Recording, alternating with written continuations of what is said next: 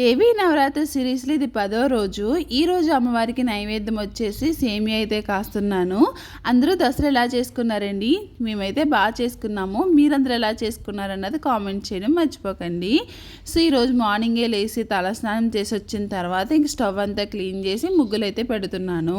సేమియా కోసం ముందుగానే స్టవ్ మీద పాలు అయితే పెట్టేస్తున్నానండి. ఇంకో స్టవ్ మీద వచ్చేసి ఒక ప్యాన్ పెట్టుకుని అందులో గీ వేసుకుని జీడిపప్పు ఇంకా కిస్మిస్ అయితే ఫ్రై చేసుకున్నాను.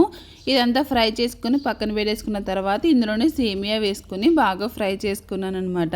ఈ విధంగా సేమియా అంతా ఫ్రై అయిన తర్వాత ముందుగానే స్టవ్ మీద పాలు అయితే పెట్టుకున్నాం కదా, పాలు ఈ సేమియా అంతా వేసేసుకుని ఒకసారి బాగా మిక్స్ చేసుకున్న తర్వాత తగినంత షుగర్ ఇంకా ఇలాచీ పౌడర్ అయితే వేసుకుని కాసేపు ఉడికించుకోవాలి. ఉడికిన తర్వాత మనం ముందుగా ఫ్రై చేసుకున్న డ్రై ఫ్రూట్స్ అయితే ఉన్నాయి కదా, ఇంకా అవి కూడా వేసేసుకుని స్టవ్ అయితే ఆఫ్ చేస్తాను. అంతే సేమియా అయితే రెడీ అయిపోయింది.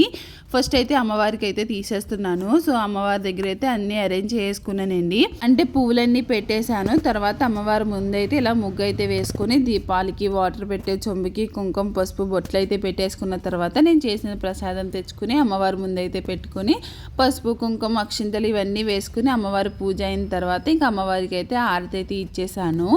ఆరతి ఇచ్చేసిన తర్వాత అమ్మవారికి ఎంతో ఇష్టమైన ధూపం కూడా ఇంటి నిండా వేసేసాను అనమాట. సో ఫైనల్గా నా 10వ రోజు పూజ అయితే ఈ విధంగా అయితే జరిగిందండి. రేపు దసరా ఎలా చేసుకున్నాం అన్నది రేపు పొద్దుటి వీడియోలో చూపిస్తాను. జై దుర్గా మాత.